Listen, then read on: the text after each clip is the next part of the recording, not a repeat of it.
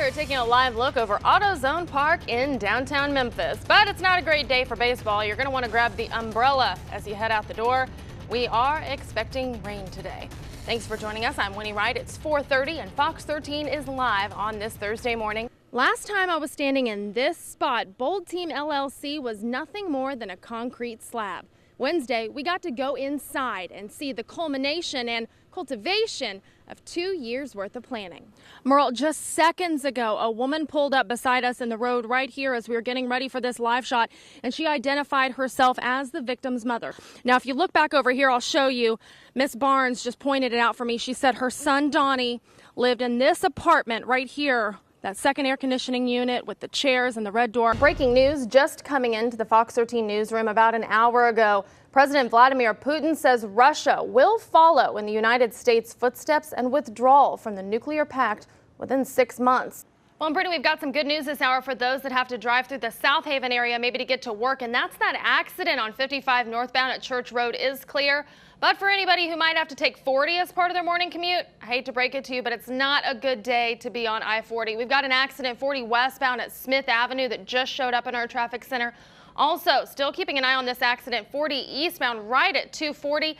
How would you like to get paid almost $20,000 to stay in bed? Me too. NASA is hiring. They're looking for 4 people to do everything in a reclined position. That includes eating, showering, and exercising. They want to see exactly how bodies change in a weightless environment, just like living in space, or like my weekend. This weekend, the Memphis Express hope to get another win. But the big question is, will Johnny Manziel start? Nearly a dozen people have lost their homes. Many of them have lost everything after an overnight fire at the Arbors at Hickory Ridge apartment complex off Knight Arnold Road. I spoke exclusively to a survivor who says this fire and its effects could have been avoided. Innocent people, work hard, try to work hard to get your own stuff. And for what? Because it's all gone. Jessica Thomas was watching TV Saturday morning around 4 when she heard a commotion in the next apartment. Fire extinguisher don't work. Grab the TV and all that.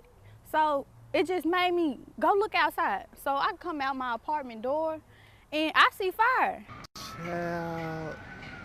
I get my mom, my brother, my pops. I'm like, it's a fire. Get out the house. Get out the house. My mom trying to grab stuff, but I'm just thinking, I don't know how long this fire been. The flame big. We need to get out the house. She then went to warn her neighbors. I come back out and I'm looking at the neighbors that started the fire with their TVs and lamps, and I'm just like, so y'all grabbed y'all TVs but didn't try to wake us up.